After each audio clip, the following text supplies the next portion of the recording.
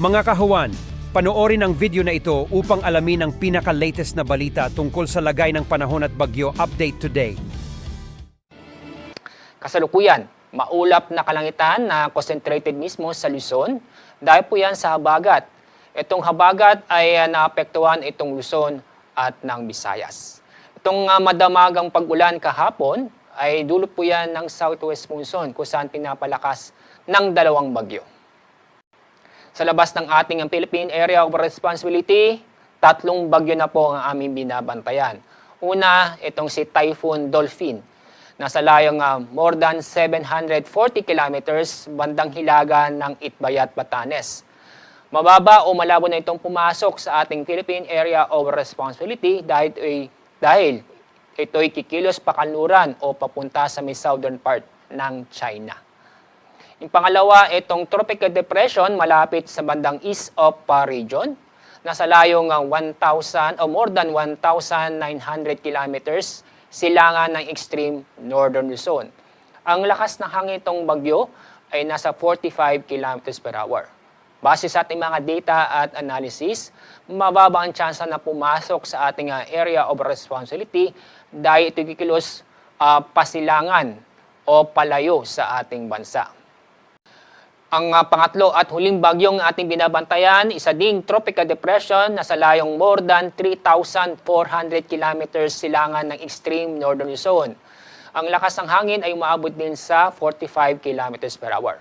Malabo ding pumasok o mababang tsansa na pumasok sa ating area of responsibility dahil ito ay kikilos din palayo sa ating bansa. Ngayong araw, may naasahan tayong malalakas na pag-ulan dahil sa habagat o southwest monsoon. Inyong papansin yung kulay red, ibig sabihin intense hanggang torrential na pag-ulan ang inaasahan sa Ilocos Sur at Benguet. Yung kulay orange, ibig sabihin ito yung heavy to intense na pag-ulan ang inaasahan sa Abra, gayon din sa Zambales, Bataan, at kasama na rin ang Metro Manila, Cavite, Batangas, at Occidental Mindoro.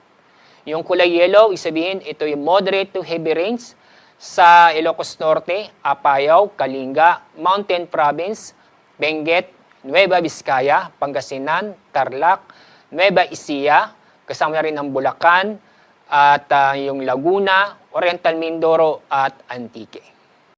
Bukas, dahil pa rin sa habagat, may inaasahan pa rin tayong malalakas na pag-ulan. Heavy to intense na pag-ulan ay inaasahan sa La Union, Benguet, Zambales, Bataan, at Occidental Mindoro. Moderate to heavy rains naman sa Ilocos Norte, Abra, Kalinga, Mountain Province, Ifugao, Nueva Vizcaya, Pangasinan, Tarlac, Nueva Ecija, Pampanga, Bulacan, Rizal, Metro Manila, Cavite, Batangas, Oriental Mindoro, at Antique. Pagdating naman sa araw ng Martes, inaasahan pa rin tayong malalakas na pag-ulan. Heavy to intense na pag-ulan sa Zambales, Bataan, at Occidental Mindoro.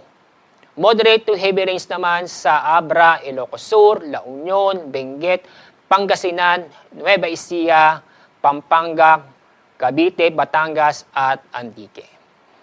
Kaya sa mga kababayan po natin sa mga nabanggit na lugar, ay patuloy pa rin tayo maging alerto at mag-ingat dahil nandyan pa rin po ang banta ng pagbaha at pagguho ng lupa dahil sa mga tuloy-tuloy at paminsan-minsan malalakas na pag-ulan. Dahil sa malakas na hangin dulot ng southwest monsoon, ay matataas ang alon inaasahan po natin sa bandang extreme northern Luzon kung saan ang taas ng alon ay aabot ng 5 metro. So ang mga lugar po na sa ilalim ng gale warning ay sa Batanes, Babuyan Islands, ito yung Babuyan Islands at Kalayaan Island. Kaya ibig sabihin ng gale warning, bawal pong pumalakot ng ating mga kababayan sa mga nabanggit kong lugar dahil sa matataas na alon para sa ating kaligtasan.